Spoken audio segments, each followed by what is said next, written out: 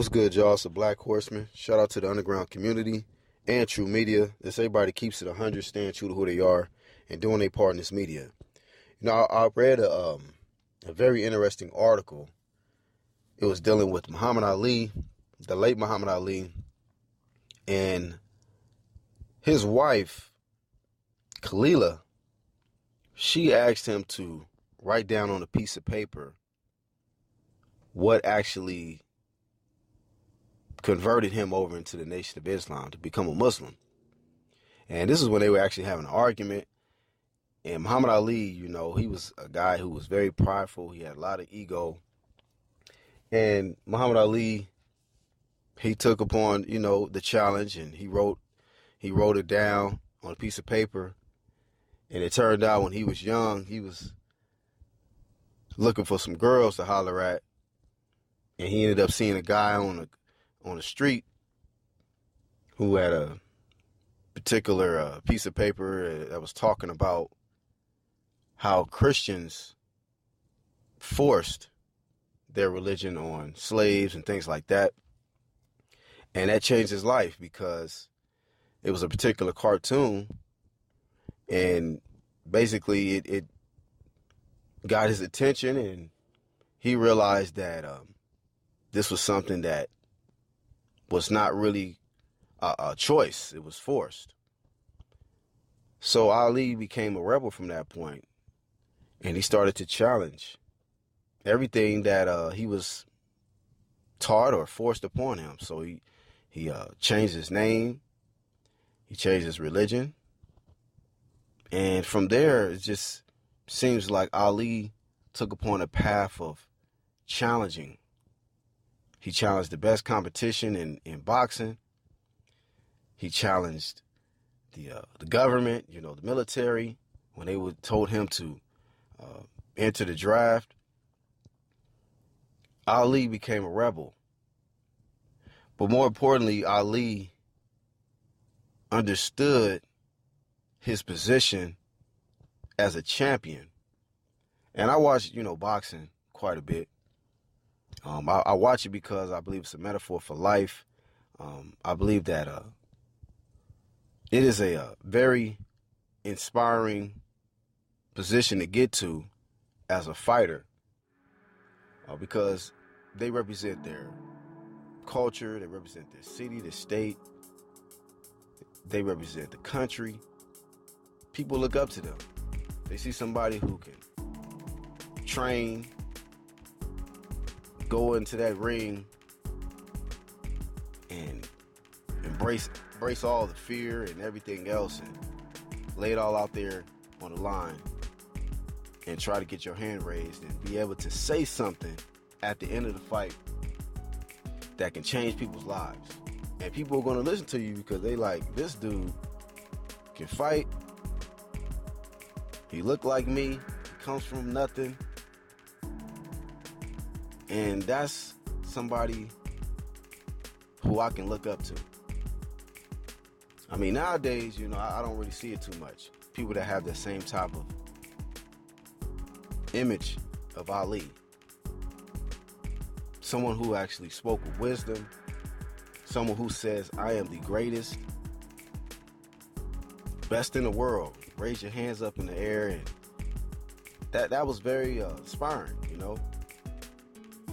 Nowadays, it's just these fighters are fighting for themselves. They're not people's champ anymore. But Muhammad Ali, he dared to be great. He took huge risk, and he lived with purpose. Despite if people agree with his choice of religion, he got knowledge, and he was able to use the information that he gained, and he was so confident, even in the presence of the quote-unquote white man, he was willing to speak up for his people and let it be known, like, you know what, I'm doing a good thing. I'm willing to sacrifice all my wealth, but I don't give a damn, because he understood that it's all about doing the right thing, and I'm not just living for myself. I'm living for a bigger purpose. So not to get all deep into the particulars as far as if Ali took an oath or anything crazy like that, because I really don't know. But what yet remains is the fact that he left an imprint on many people's lives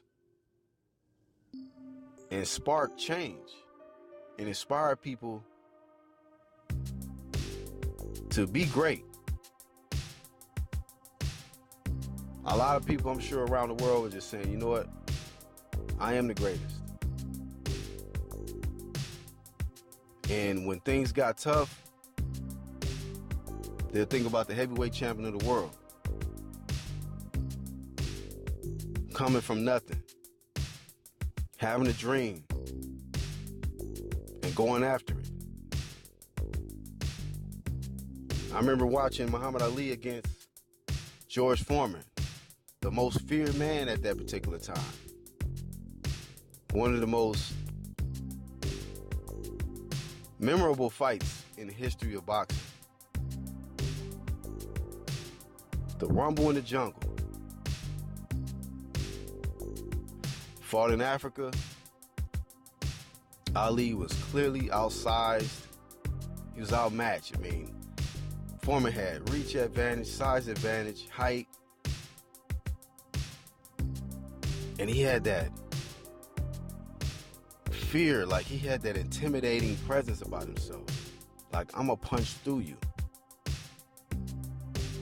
But Muhammad Ali had the power of the people. Foreman came in there fighting for himself. Ali went in there fighting for people.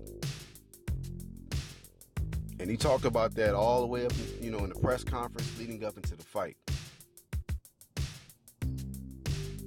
That I will win. I am the greatest. And even when people was doubting him, he still found a way to win. Not only did he go into distance and get his hand raised, he knocked out George Foreman. So that was just very inspiring. So people can say that, he could have been Boule, he could have been a Mason, he could have been this, that, and the other. But I think everything happens for a reason. And you can learn from anything. People's mistakes and people's victories.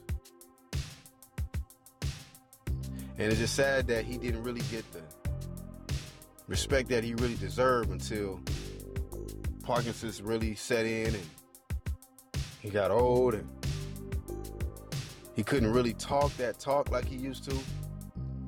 I mean, Ali could debate with the best of them, man. But his fearlessness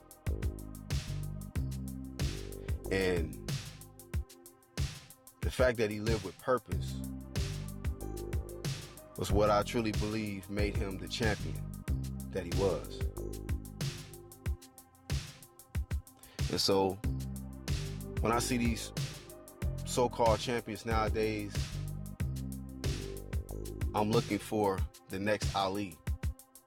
Someone who's going to step up, sacrifice everything for the greater good of all people. I don't know if I will ever see that again, but I will forever remember Ali for that and apply what he has taught and inspired in his lifetime. Thank y'all for tuning in. I'll catch y'all on the next Hollywood Chronicles. This is the Black Horseman.